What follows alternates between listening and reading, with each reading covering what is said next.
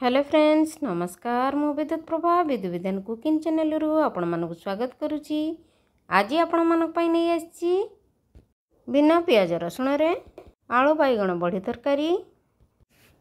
Friends आम साधारणतः आम ओडिया घरे उषा बार रे आमे बिना प्याज रसुण रे बनाई थांती निरामिष तरकारी।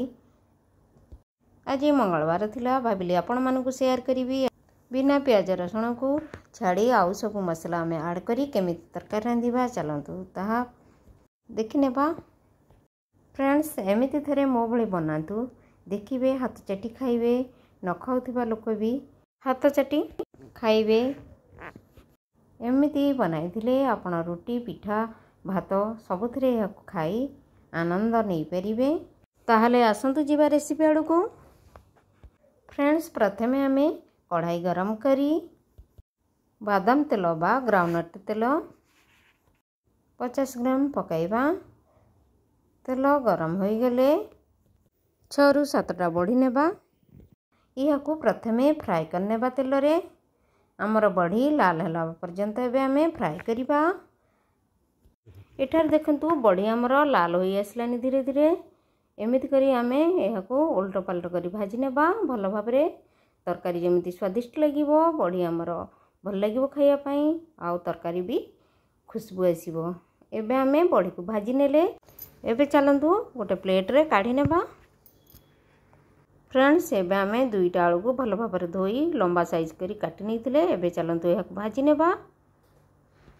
एबे आमे सेई तेल रे भाजी नेबा आउ तेल पकाइबा नहीं। एबे आमे टेस्ट अनुसार लूण देबा आउ हळदी देई एहा को भाजी नेबा। आलू को आमे भल भाव फ्राए करिबा। आलू भी लाल हला पर्यंत फ्राए करिबा। फ्रेंड्स एठारे आलू को भी भल भाव भाजिथिले तरकारी हमर स्वाद लागि थाए। एठारे देखंतु आलू हमर भाजी होई गेलानी। एबे चलंतु एहा को प्लेट रे काढी नेबा। एठारे हमर आलू परफेक्ट होई जाईची बेसी दाग लागि नाही बराबर होईची। एबे चलंतु गोटे प्लेट को काढी नेबा। तापर आमे एई गरम तेल रे पंचा फुटण गोटे चम्मच देबा छोट चम्मच। यापर आमे ड्राई चिली बा सुखला लंका को छिंडाई पकाई नेबा। एबे आमे लंका पकाई नेले लंका फुटी आसिलानी। एबे चलंतु आमे टमाटो दुईटा को काटी रखिथिले लंबा लंबा साइज करी। एबे आमे या को पकाई नेबा। या को तेल रे भल भाव रे टिके फ्राई कला परे एबे आमे बाटे रखिथिबा सोरिष मसला को पकाई नेबा। फ्रेंड्स एटिरे आमे जीरा सोरिष धनिया छोट खंड अदा को बाटी नहीं। एबे आमे पकईला परे सोरिष मसला को टमाटो रे अल्प लूण देबा आधा चम्मच हलदी छोट आधा चम्मच लंका गुंड यह को पकई भल भाव कषि नेबा।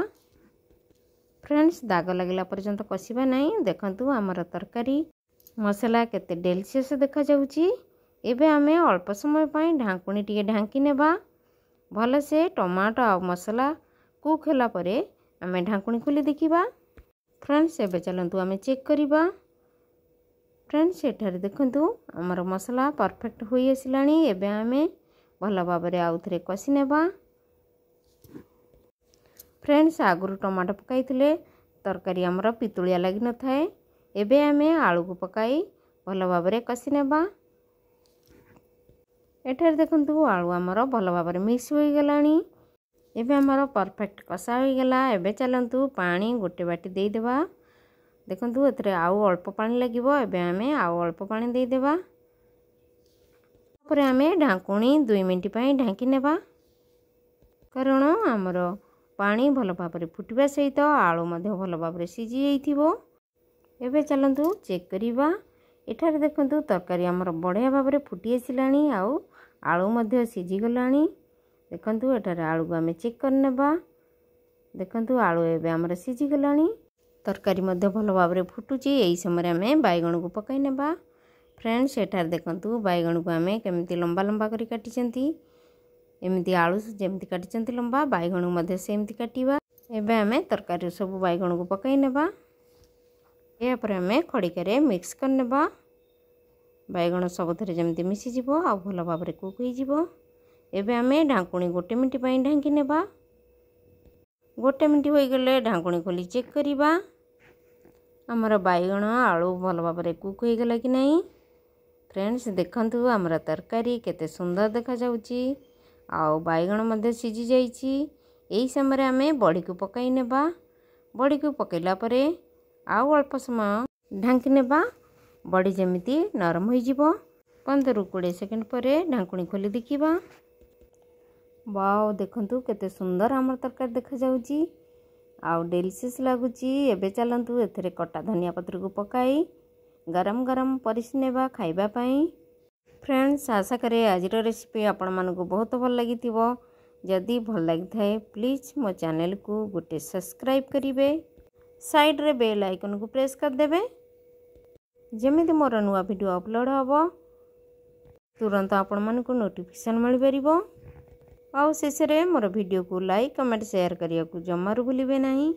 आउ मोर वीडियो को शेष पर्यंत देखिथिबारु आपण मानकु बहुत बहुत धन्यवाद। शेष रे चैनल को एमती सपोर्ट करथांतु जेमिति मो अनुप्राणित होई आगो को नुआ नुआ रेसिपी बनाई आपण मन पाखु नै आसे। ताहले आज पई एतिकी फ्रेंड्स रहिले नमस्कार धन्यवाद। पुणी आसीबी आउ एक नुआ रेसिपी नै।